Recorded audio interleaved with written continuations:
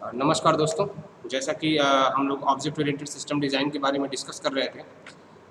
हम लोगों ने फर्स्ट और सेकंड 2 यूनिट पढ़ ली और तीसरी यूनिट के बारे में हम कल डिस्कस कर रहे थे। तो कि कल जब हम लोग तीसरी यूनिट के बारे में डिस्कस कर रहे थे तो हमने देखा कि किस तरीके से object analysis, object oriented design, object oriented analysis और ऑब्जेक्ट ओरिएंटेड प्रोग्रामिंग तीनों चीज़ें सुनने में तो एक जैसी हैं, लेकिन एक जैसी दिखती भी हैं, लेकिन थोड़ा-सा उसमें डिफरेंस है।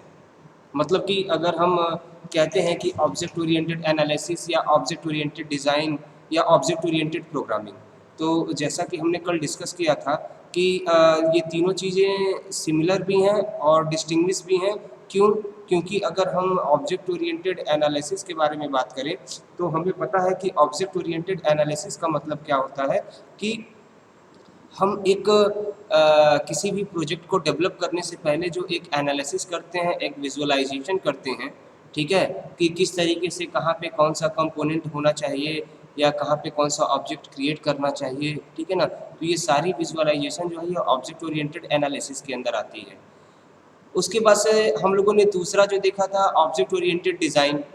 तो जब हम एनालिसिस कर लेते हैं, एक विजुअलाइजेशन कर लेते हैं कि कहाँ पे कौन सी चीज़ें रखनी है, तो हम यूएमएल के थ्रू जो हमने सेकेंड यूनिट में बहुत सारे डायग्राम्स देखे हैं, स्ट्रक्चरल डायग्राम, बिहेवियरल डायग्राम, ठीक है? तो उन सब का यूज़ करके जो भी हमने विजुअलाइजेशन किया है, उसको डायग्राम के फॉर्म में ड्रॉ करने को हम ऑब्जेक्ट ओरिएंटेड डिज़ाइन कहते हैं। ठीक है ना?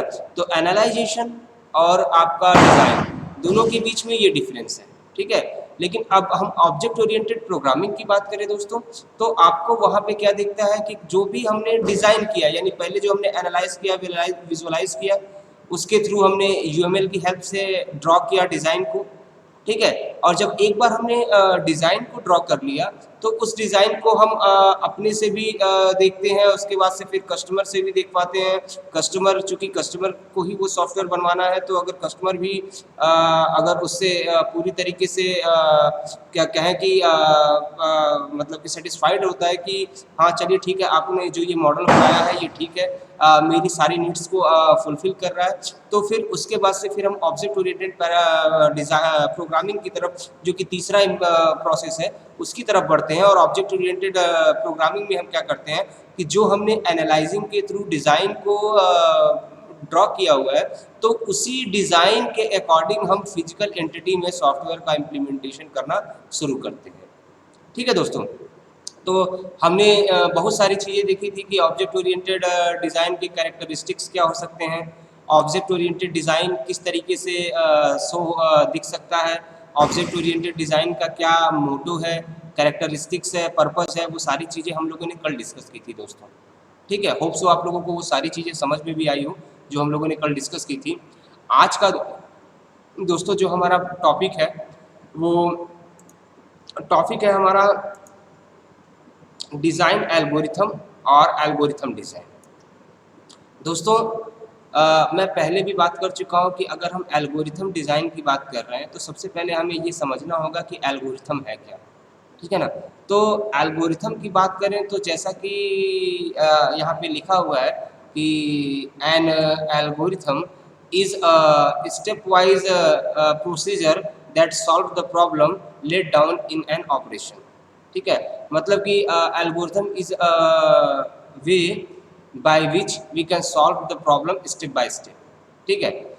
लेकिन अगर हम प्रोग्रामिंग को देखें, तो प्रोग्रामिंग की डेफिनेशन क्या होती है कि प्रोग्रामिंग इज़ अ वे, या programming is knowing the computer how to solve any problem.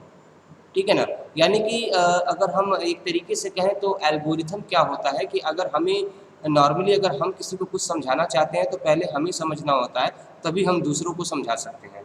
तो एल्गोरिथम का काम क्या है कि जब हम विजुअलाइज़ करते हैं कि प्रोसेस किस तरीके से स्टेप बाय स्टेप वर्क करेगा, तो हम उसको, उस विजुअलाइजेशन को कोड, सूडो कोड के थ्रू या फ्लो चार्ट के थ्रू इम्प्लीमेंट करते हैं, ठीक है ना? और एक बार एल्गोरिथम को जब हम कंप्लीट कर लेते हैं, तो फिर उसी एल्गोरिथम के थ्रू हम क्या कहते हैं कि ड्रॉ करना शुरू करते हैं, आपके इम्प्लीमेंट करना शुरू करते हैं अपने कोड को, ठीक है ना? तो एक चीज़ दोस्तों और जान लीजिए कि एल्गोरिथम को रिप्रेजेंट करने का केवल दो तरीका है, एक आपका सूडो कोड है और एक आपका क्या कहते हैं फ्लो चार्ट है, ठीक है ना। तो अकॉर्डिंग टू नीड अगर हम फ्लो चार्ट का भी यूज़ करते हैं, अकॉर्डिंग टू नीड हम सूडो कोड का भी यूज़ करते हैं। दोनों में डिफरेंस इतना है दोस्तों कि अगर हम सूडो कोड की बात करें तो इंग्लिश का और कोड का दोनों का मिला जुला मिक्सचर होता है, ठीक है ना। लेकिन अगर हम बात करें किसकी डाटा फ्लो डायग्राम की, तो वहाँ पे क्या होता है कि हम डायग्राम के थ्रू दिखाते हैं कि किस तरीके से कोड का process step by step perform हो रहा है, ठीक है ना। तो मे बी जो डिज़ाइन एल्गोरिथम या एल्गोरिथम डिज़ाइन की अगर हम बात करें दोस्तों, तो एक चीज़ याद रखिए कि एल्गोरिथम अगर हम किसी कॉम्प्लेक्स सिस्टम के लिए एल्गोरिथम लिख रहे हैं तो हमें बहुत सारी चीज़ों को ध्यान में रखते हुए एल्गोरिथम को लिखना पड़ता है, ठीक है ना। जैसा कि देखिए यहाँ पे लिखा हुआ है कि there may be more than one algorithm corresponding to a given operation, यानी कि एक ऑपरेशन के लिए एक से ज़्यादा एल्गोरिथम मतलब एक से ज़्यादा एल्गोरिथम के थ्रू किसी एक ऑपरेशन को परफॉर्म किया जा सकता है, ठीक है ना। यानी कि सिंपल वे में कहें कि जैसे कि अगर किसी कोई एक ऑपरेशन परफॉर्म करना है तो उसके लिए जब हम एल्गोरिथम देखने की कोशिश कर रहे हैं तो हमें कई सारे एल्गोरिथम्स मिल रहे हैं जो कि पर्टिकुलर उस प्रॉब्लम को या उस ऑपरेशन को परफॉर्म कर सकते हैं, ठीक है ना। तो जैसा कि देखिए यहाँ पे लिखा हुआ है कि once the alternative algorithms are identified, the optimal algorithm is selected for the given problem domain। Means कहने का मतलब क्या है इनके सिंपल कि अगर हम एल्गोरिथम डिज़ाइन की बात कर रहे हैं तो अगर हमें पता है कि एक से ज़्यादा कई सारे एल्गोरिथम्स हैं जो किसी एक ऑपरेशन को परफॉर्म कर सकते हैं, तो हमारा जो मेन मकसद है या मेन मोटो है वो क्या है कि पर्टिकुलर ये जो ऑपरेशन है, ठीक है, ये जो पर्टिकुलर ऑपरेशन है, ये ऑपरेशन या फिर ये जो इतने सारे एल्गोरिथम्स हैं जिनकी यूज़ से हम इस पर्टिकुलर ऑपरेशन को परफॉर्म कर सकते हैं, तो ये कौन सा इतने सारे एल्गोरिथम में से ये सारे के सारे एल्गोरिथम अगर परफॉर्मेंस ऑपरेशन को परफॉर्म कर सकते हैं तो हमारे सिस्टम के लिए इनमें से कौन सा बेस्ट एल्गोरिथम होगा जो कि हमारे सिस्टम के लिए सबसे अधिक सूटेबल होगा। तो उस पर्टिकुलर एल्गोरिथम को आइडेंटिफाई करना, ठीक है ना, और फिर उसको ताकि वो हमारे प्रॉब्लम डोमेन को सॉल्व कर सके, ठीक है। समझ में आ रही है कि बात नहीं आप लोगों को कि एक ऑपरेशन को परफॉर्म करने के लिए कई सारे एल्गोरिथम्स हैं, लेकिन हमें अपने मॉडल के अकॉर्डिंग सुटेबल इंफॉर्मेशन जो है, सुटेबल एल्गोरिथम जो है वो फाइंड करना पड़ता है ताकि हमारे सिस्टम की परफॉर्मेंस जो है वो बढ़ जाए। समझ में आ रहा है कि नहीं आ रहा है? तो ये भी एक बड़ा टास्क है। The matrices for choosing the optimal algorithm are, यानी कौन कौन से मैट्रिसेस हैं या क्या किन किन चीज़ों को हम ध्यान में रख के एल्गोरिथम को चूज़ करते हैं। जैसे कि कई सारे एल्गोरिथम में से अगर किसी एक एल्गोरिथम को चूज़ करना हो तो हम किन किन चीज़ों का ध्यान रखते हैं, आइए देखिए, ठीक है। तो अगर हम बात करें दोस्तों कंप्यूटेशनल कॉम्प्लेक्सिटी, कंप्यूटेशनल कॉम्प्लेक्सिटी का मतलब क्या है दोस्तों कि अगर हम कोई प्रोग्राम अगर या कोई एल्गोरिथम किसी सिस्टम में इम्प्लीमेंट कर रहे हैं तो वो एल्गोरिथम किस तरीके से सिस्टम की परफॉर्मेंस को, उसकी इफ़िशियंसी को या उसके मेमोरी रिक्वायरमेंट्स को कितना अच्छा कर सकता है, ठीक है ना। यानी परफॉर्मेंस बढ़ा दे, एफिशिएंसी बढ़ा दे, मेमोरी स्पेस कम यूज़ करे, ठीक है ना। तो ये सारी चीज़ों को ध्यान में रखते हुए हमें एक सूटेबल एल्गोरिथम को चूज़ करना चाहिए। देखिए जैसा कि लिखा भी हुआ है कि complexity determine the efficiency of an algorithm in term of computation time and memory requirements, ठीक है ना। यानी कॉम्प्लेक्सिटी ये बताती है कि किस तरीके से एल्गोरिथम का कि एल्गोरिथम की एफिशिएंसी क्या है, ठीक है ना, किस टर्म में उसके कंप्यूटेशनल टाइम यानी कि उसके वर्क करने मतलब कि पूरा प्रोसेस एग्जीक्यूट करने में, और उसके लिए मेमोरी की रिक्वायरमेंट्स क्या है, ठीक है ना। तो हमें कंप्यूटेशनल कॉम्प्लेक्सिटी को भी ध्यान में रख के एल्गोरिथम को डिज़ाइन करना चाहिए या एल्गोरिथम को चूज़ करना चाहिए, ठीक है। दूसरी चीज़ है आपका फ्लैक्सिबिलिटी। तो जैसा कि देखिए फ्लैक्सिबिलिटी में लिखा हुआ है कि flexibility determine whether the chosen algorithm can be implemented suitably without loss और एप्रोप्रिएटनेस इन वेरियस इन्वायरमेंट्स। कहने का मतलब क्या है कि अगर हम यहाँ पे अगर एल्गोरिथम डिज़ाइन के अंदर अगर हम फ्लैक्सिबिलिटी को देखने की कोशिश करते हैं, समझ में आ रहा है कि नहीं आ रहा? अगर हम एल्गोरिथम डिज़ाइन के अंदर फ्लैक्सिबिलिटी को अगर हम देखने की कोशिश करते हैं, तो फ्लैक्सिबिलिटी हमें क्या बताती है कि जो भी हम एल्गोरिथम चूज़ कर रहे हैं या डिज़ाइन कर रहे हैं, ठीक है ना, तो क्या वो आसानी से उसको हम इम्प्लीमेंट कर सकते हैं कि नहीं कर सकते हैं? क्या वो पर्टिकुलर एल्गोरिथम जिसको हमने डिज़ाइन किया है, ठीक है, तो हर इन्वायरमेंट में सही तरीके से काम करेगा कि नहीं करेगा? ऐसा तो नहीं है कि किसी और इन्वायरमेंट में उस एल्गोरिथम को यूज़ करें तो पता चले कि कुछ इन्फॉर्मेशन हमारी लॉस हो जाए, ठीक है। तो इन सारी चीज़ों को भी ध्यान में रखते हुए हमें किसी भी एल्गोरिथम को डिज़ाइन करना चाहिए दोस्तों, ठीक है। और तीसरा है दोस्तों, जैसा कि यहाँ पे दिख रहा है, अंडरस्टैंडेबिलिटी, जैसा कि मतलब क्या है कि एल्गोरिथम ऐसा होना चाहिए जो कि आसानी से समझ में आ सके।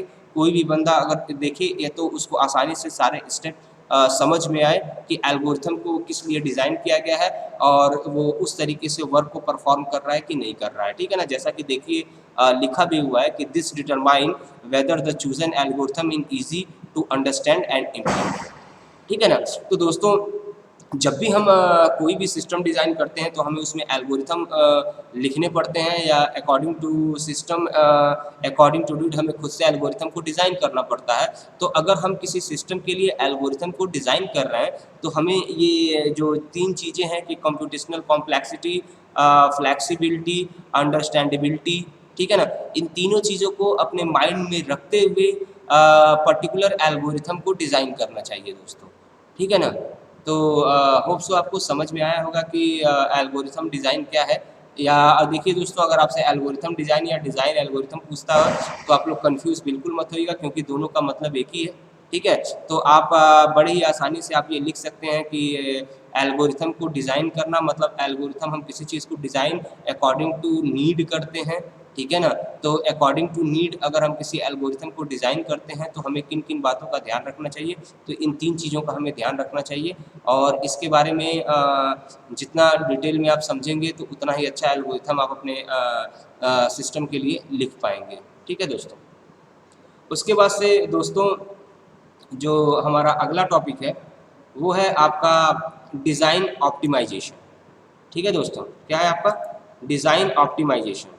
तो अगर दोस्तों हम बात करें डिज़ाइन ऑप्टिमाइजेशन की, तो जैसे कि देखिए यहाँ लिखा हुआ है कि the analysis model captures the logical information about the system, ठीक है ना, यानी कि लॉजिकल इंफॉर्मेशन को एनालिसिस मॉडल कैप्चर करता है, while the design model adds detail to support efficient information access, ठीक है ना।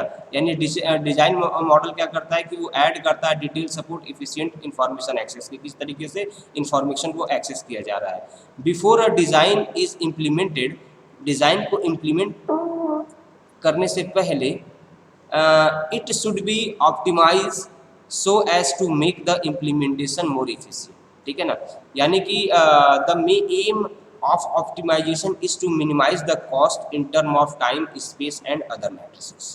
मीन्स कहने का मतलब क्या है दोस्तों कि जब हम एनालाइजिंग कर लेते हैं कि किसी सिस्टम के बारे में, अगर हमने एनालाइज किया कि भाई कस्टमर की ये रिक्वायरमेंट्स हैं और उस रिक्वायरमेंट्स के अकॉर्डिंग क्या कहते हैं कि हमें अगर हम कहें कि उस रिक्वायरमेंट के अकॉर्डिंग जो है हमने एनालिसिस किया, ठीक है ना, एक कि कहाँ क्या कैसे चीज़ें वर्क होनी चाहिए, और उस एनालिसिस के बाद हमने फिर क्या किया कि यूएमएल के थ्रू ऑब्जेक्ट ओरिएंटेड डिज़ाइन को परफॉर्म किया या फिर क्रिएट किया, ठीक है ना। तो ऑप्टिमाइजेशन का मतलब आप लोग जानते हैं कि किसी चीज़ को कितना सरल और सही कर देना या फिर उसके अनुकूल बना देना, इसको हम ऑप्टिमाइजेशन कहते हैं। तो यहाँ पे जो कॉन्सेप्ट है डिज़ाइन ऑप्टिमाइजेशन, तो ये खुद से बता रहा है कि एक्चुअल में होता क्या होगा इस हेडिंग के अंदर, ठीक है ना। तो अगर आपने ये फर्स्ट पैरा अगर देखा है तो आपको मे बी समझ में आ जाएगा डिज़ाइन ऑप्टिमाइजेशन क्या होता है, क्योंकि ये यही बता रहा है कि एनालाइजिंग के बाद जब हम डिज़ाइन को क्रिएट करते हैं, ठीक है ना, यानी हमने यूज़र के नीड के अकॉर्डिंग जो एनालाइजिंग किया है, एनालाइजिंग के अकॉर्डिंग जो सिस्टम हमने जो डायग्राम हमने क्रिएट किया है, जो ड्रॉ किया है डायग्राम या जो भी मॉडल हमने डिज़ाइन किया है, ठीक है ना। तो बिफोर इम्प्लीमेंटेशन, यानी इम्प्लीमेंटेशन के पहले हम दोबारा से उसको रीचेक करते हैं और ये देखते हैं कि पर्टिकुलर ये जो हमने डिज़ाइन किया है क्या इसको और सिंपल या और ज़्यादा अंडरस्टैंडेबल या फिर और ज़्यादा अट्रैक्टिव बनाया जा सकता है कि नहीं बनाया जा सकता है। ठीक है ना। तो यानी जब हम डिज़ाइन को दोस्तों एक बार डिज़ाइन को अगर हमने क्रिएट कर लिया, ठीक है ना, तो डिज़ाइन को क्रिएट करने के बाद हमें बार बार जब हम एक बार डिज़ाइन को क्रिएट कर लेते हैं तो ऐसा नहीं कि बस हमने उस डिज़ाइन को जैसे क्रिएट किया इम्प्लीमेंटेशन शुरू किया, हम वहाँ पे फिर अपने डिज़ाइन को ऑप्टिमाइज़ करने की कोशिश करते हैं कि हमने जो डिज़ाइन बनाया है उसको और कितना ईजी वे में, कितना सिंपल कर सकते हैं ताकि वो क्या कहते हैं कि कॉस्ट को, टाइम को, स्पेस को और अदर मैट्रिसेस को और ज़्यादा इफ़ेक्टिव या क्रिएटिव बना सके। ठीक है दोस्तों। तो बेसिकली जैसे देखिए यहाँ पे नीचे भी लिखा हुआ है आपका ये वाला, अगर आप हेडिंग पढ़ें, however design optimization should not be accessed as area of implementation. Maintainability and extensibility are also important concerns. It is often seen that a perfectly optimized design is more efficient but less readable and reusable. ठीक है। So that designer must strike a balance between them two, मतलब कि जो more efficient अगर हम optimise करते हैं तो चीज़ें थोड़ी छोटी हो जाती हैं, तो थोड़ा रीडेबल और अंडरस्टैंडेबल रीयूजेबल थोड़ा कम रह जाता है। तो हमें ऐसा करना होता है कि इन दोनों के बीच में बैलेंस बना रहे। ठीक है ना। तो देखिए दोस्तों, मेन चीज़ जो डिज़ाइन ऑप्टिमाइजेशन की है वो यही है कि आप जो भी डिज़ाइन एनालाइजिंग के बाद जो भी डिज़ाइन क्रिएट कर रहे हैं तो उसको दोबारा से आप एनालाइज़ कीजिए एक तरीके से, और एनालाइज़ करने के बाद फिर उसमें ये देखिए कि कहाँ से कौन सी चीज़ों को अगर हम चेंज करें या किसी कौन से मॉडल की जगह कोई और मॉडल इम्प्लीमेंट करें ताकि उस पर्टिकुलर डिज़ाइन की एफिशिएंसी और बढ़ जाए, यानी सिस्टम जो हम उससे इम्प्लीमेंट कर रहे हैं उसकी एफिशिएंसी बढ़ जाए, टाइम कॉम्प्लेक्सिटी घट जाए, ठीक है ना, मेमोरी स्पेस कम यूज हो। ठीक है ना। तो इन सारी चीज़ों को देखने के लिए हम लोग दोबारा से अपने डिज़ाइन को एक बार चेक करते हैं, जिसको हम ऑप्टिमाइजेशन कह रहे हैं, ताकि हम अपने डिज़ाइन को और ज़्यादा सिंपल कर सकें या फिर जो हमारा सॉफ्टवेयर इम्प्लीमेंट हो रहा है उसमें सही फंक्शनैलिटी का यूज़ कर सके दोस्तों। ठीक है। अगर हम डिज़ाइन ऑप्टिमाइजेशन की बात कर रहे हैं तो हमें कुछ चीज़ें ध्यान में रखनी चाहिए दोस्तों। जैसा कि लिखा है कि add redundant association, omit non usable association, optimizing the algorithm or save derived attributes to avoid recomputation of complex experience। ठीक है ना, expressions सॉरी।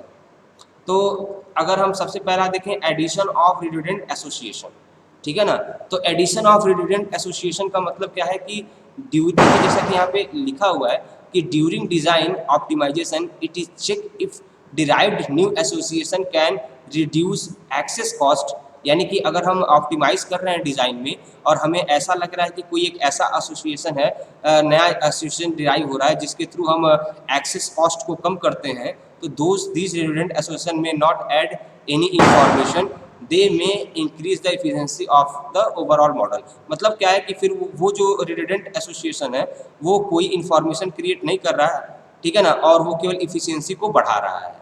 कुल मिला जुला के अगर एडिशन ऑफ रिडंडेंट एसोसिएशन की बात करें तो ये सिंपली ये बताना चाहता है कि अगर हम चेक करते हैं अपने अपने डिज़ाइन को ऑप्टिमाइज़ कर रहे हैं तो वहाँ पे अगर हमें कोई नया एसोसिएशन अगर डिराइव कर रहा है जो कि पर्टिकुलर मॉडल की एफिशिएंसी को बढ़ा दे रहा है, ठीक है ना, तो हम उसको क्या करते हैं, ऐड करते हैं। ठीक है ना।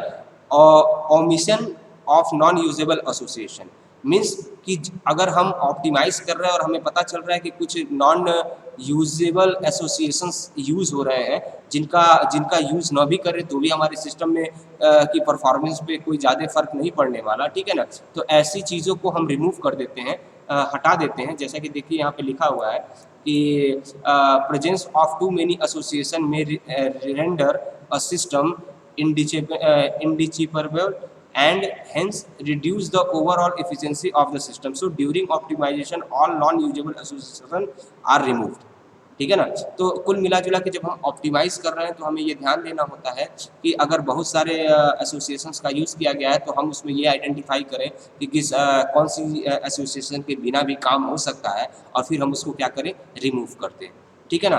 ऑप्टिमाइजिंग द एल्गोरिथम, तो जैसा ऑप्टिमाइजिंग एल्गोरिथम का मतलब क्या है कि जैसे एल्गोरिथम को हम डिज़ाइन कर रहे थे कुछ चीज़ों को ध्यान में रखते हुए, ठीक है ना। तो जब एक बार हमने एल्गोरिथम को डिज़ाइन कर लिया दोस्तों, तो एल्गोरिथम को डिज़ाइन करने के बाद भी हम लोग क्या करते हैं कि दोबारा से उस एल्गोरिथम को ऑप्टिमाइज़ करते हैं और ऑप्टिमाइज़ करने के बाद ये देखने की कोशिश करते हैं कि क्या एल्गोरिथम को हम और ज़्यादा सूटेबल बना सकते हैं अकॉर्डिंग टू सिस्टम कि नहीं, ठीक है ना। तो इन सारी चीज़ों को ध्यान में रखते हुए जो हमने डिज़ाइन, वैसे तो हम लोग एल्गोरिथम को डिज़ाइन करते हैं सारी चीज़ों को ध्यान में रखते हुए भी, लेकिन एक बार डिज़ाइन करने के बाद फिर से हम एनालाइज़ कर सकते हैं कि पर्टिकुलर जो भी हमारा एल्गोरिथम है क्या ये और ज़्यादा इफेक्टिव हो सकता है कि नहीं हो सकता है। देखिए जैसा कि लिखा हुआ है कि in object oriented system optimization of data structure and algorithm are done in a collaborative manner. Once the class design is in place, the operation and the algorithm need to be optimized. ठीक है ना। यानी एक बार हमने class को design किया है तो वहाँ पे ऑपरेशन और एल्गोरिथम को ऑप्टिमाइज़ करने की, यानी कि क्लास के अकॉर्डिंग, क्लास के अनुकूल बनाने की हमें कोशिश करनी चाहिए, ठीक है ना, या हम करते हैं, ठीक है ना। तो जैसा कि देखिए लिखा है कि optimization of algorithm is obtained by rearrangement of the order of computational task, यानी कि जितने भी कंप्यूटेशनल टास्क है उसको रीअरेंज करें और फिर देखें कि क्या उनका कंप्यूटेशनल टास्क और अच्छा हो रहा है कि नहीं हो रहा है। रिवर्सिबल ऑफ एग्जीक्यूशन, जैसे कि लिखा है reversible of execution order of loop from that laid down in the functional model, यानी कि जो एग्जीक्यूशन ऑर्डर है उसको रिवर्स प्रोसेस में चला के देखें कि क्या सारे प्रोसेस सही तरीके से वर्क कर रहे हैं कि नहीं कर रहा है। तीसरा क्या है कि removal of dead path with in the algorithm, यानी जितने भी डेड पाथ है एल्गोरिथम के अंदर जिनका यूज़ नहीं है उनको हम क्या करें, रिमूव कर दें। तो इस तरीके से एल्गोरिथम में हम ऑप्टिमाइजेशन को यूज़ करते हैं। तो आप देख सकते हैं दोस्तों कि ऑप्टिमाइजेशन का मेन मोटो क्या होता है कि जो हमारा डिज़ाइन है उस डिज़ाइन को किस तरीके से और ज़्यादा सिंपल और इफ़िशियंट बना सकें, उसके लिए हम बनाने के बाद और इम्प्लीमेंट करने से पहले हम एक बार पूरे डिज़ाइन को, एल्गोरिथम्स को एनालाइज़ करते हैं और उसमें अगर कुछ कमियां हैं तो उसको हम दूर करते हैं, ठीक है दोस्तों। तो होप सो आप लोगों को ये चीज़ें समझ में आई होंगी जो मैं आपको बता रहा हूँ, ठीक है। उसके बाद से दोस्तों ये जैसे लिखा चौथा आपका saving and storing the derived attribute, ठीक है ना। तो जैसा कि देखिए यहाँ पे लिखा हुआ है कि derived attribute are those attributes whose value are computed as a function of other attribute. Recomputation of the value of derived attribute even every time they are needed in a time consuming procedure, मतलब कि जो derived attribute होता है और जो रिकम्प्यूटेशन होता है, तो डिराइव्ड एट्रीब्यूट जो होते हैं वो हर टाइम पे उनकी वैल्यू चेंज होती रहती है जो कि टाइम टेकिंग होता है। तो इस प्रोसेस को अवॉइड करने के लिए, ठीक है ना, हम क्या कर सकते हैं कि जो वैल्यू कंप्यूट हो रही है वो जो भी वैल्यू कंप्यूट हो रही है और जो उसको जो है स्टोर करें हम कंप्यूटेड फॉर्म में, मतलब कि जिस टाइम पे वो वैल्यू जो है कंप्यूट की जा रही है उसी टाइम पे उसको स्टोर भी किया जा सके, ठीक है ना। तो कहने का मतलब क्या है, एक प्रॉब्लम आती है कि जब हम बार बार डिराइव्ड एट्रीब्यूट की वैल्यू को हमें चेंज करने की ज़रूरत पड़ती है तो वो टाइम कंज्यूम होता है। तो उसके लिए हम एक ऐसा प्रोसेस बनाने की कोशिश करते हैं कि क्या कहते हैं कि वैल्यू को, और क्या कहते हैं कि जो उसकी वैल्यू हो और जो उसका स्टोरेज हो वो उसी कंप्यूटेशन फॉर्म में, कंप्यूटेशनल टाइम में ही अरेंज हो जाए, ठीक है ना। तो दिस में poses update anomaly change in the value of base attribute with no, जैसे कि देखिए यहाँ पे लिखा हुआ है however this may poses update anomalies, that is a change in the values of base attribute with no corresponding change in the value of the derived attribute. To avoid this the following steps are taken. इनको इस condition को avoid करने के लिए जो हम कौन कौन से स्टेप को कंसीडर कर सकते हैं, तो जो सबसे पहला स्टेप आपका दिख रहा है, with each update of the base attribute value the derived attribute is also भी रिकम्प्यूटेड, मतलब जैसे ही हम बेस वैल्यू को अपडेट करते हैं तो डिराइव्ड वैल्यू ऑटोमेटिक जो है वो अपडेट हो जाए, ठीक है। एक तरीका ये हो सकता है।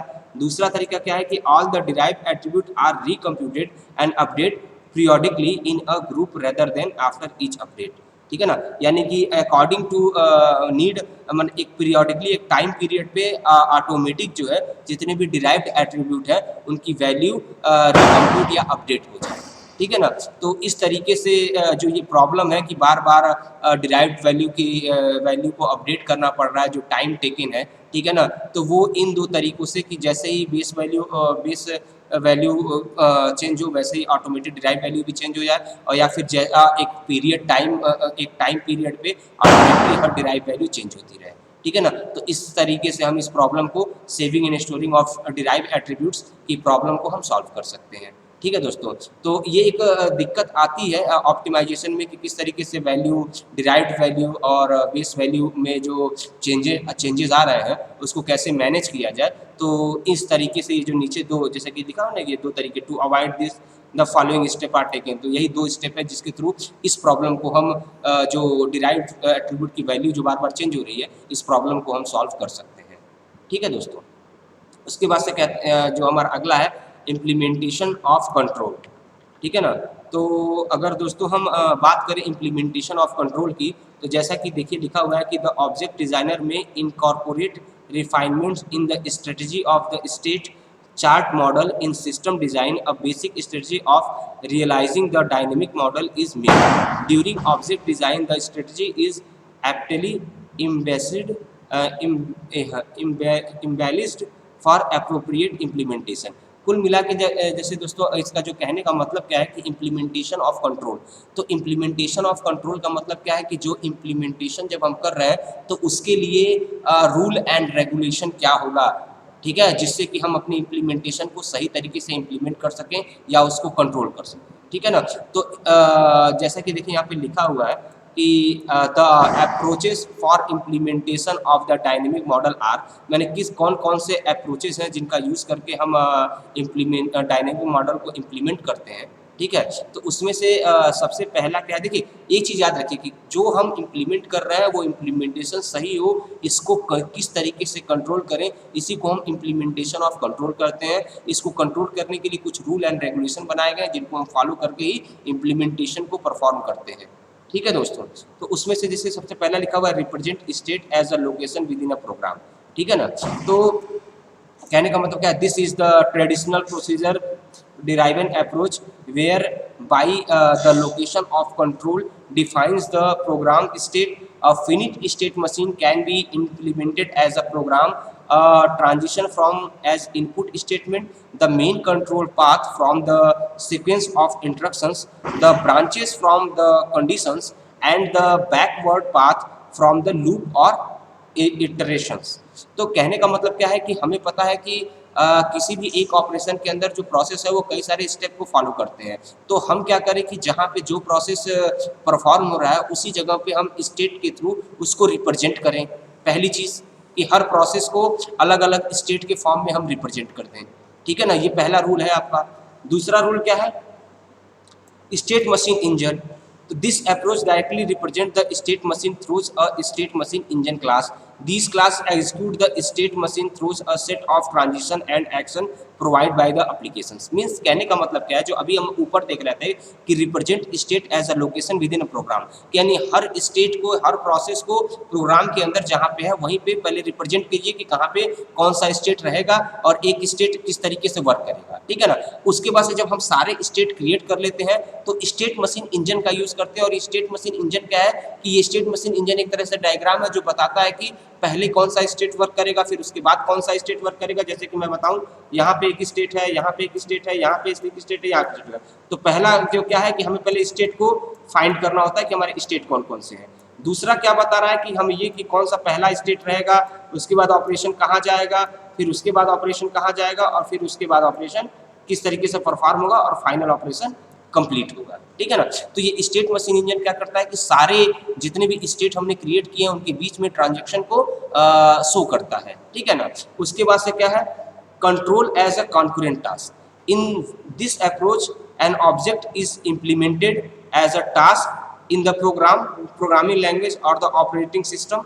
Here an event is implemented as a internal inter-task call is preserve inherent concurrency of real objects। ठीक है ना। तो कंट्रोल एंड कॉन्करेंट टास्क का मतलब अगर आप दूसरी तरीके से देखें तो जब आपने स्टेट बनाया, स्टेट ट्रांजेक्शन बनाया, ठीक है ना, तो अब अगर आपको किसी टास्क को देखना है तो आप क्या करेंगे कि जो अलग अलग ऑब्जेक्ट यानी कि जो आपने स्टेट क्रिएट की हैं, तो अगर किसी भी टास्क को अगर आपको एनालाइज करना है तो आप क्या करेंगे, एक एक स्टेट को जिस भी ऑब्जेक्ट को जिस भी प्रोसेस को आपको आइडेंटिफाई करना होता है या एनालाइज करना होता है, तो पर्टिकुलर उस ऑब्जेक्ट या उस स्टेट को पे जाके आप आसानी से उस टास्क को एनालाइज कर सकते हैं और क्या कहते हैं, अगर कहें तो उसको कंट्रोल कर सकते हैं।